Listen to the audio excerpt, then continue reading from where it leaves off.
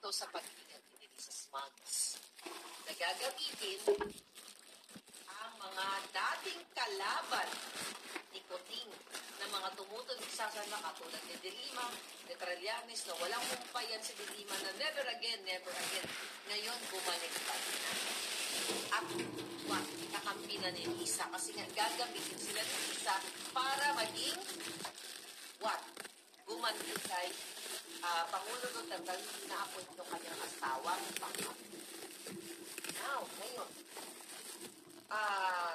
ang sinasabi dito, itong solusyon na hinahin ni Rizal Tiberos, it's the same thing actually, na dapat na papasukin ang ICC at, para magkaroon ng justisya kay itong mga biktima ng war on drugs. So, itong kalansyahan dito, mga kasinungalingan, di ba?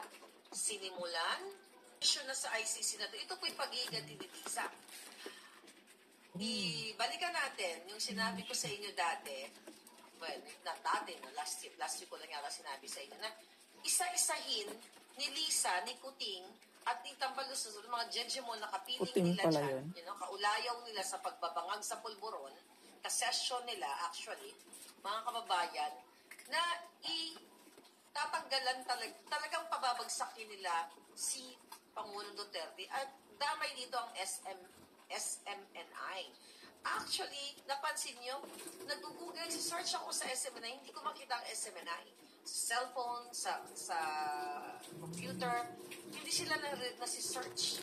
Ito'y pakana ni Lisa Asmag. Tandaan ninyo na si Lisa ay hawak ang mga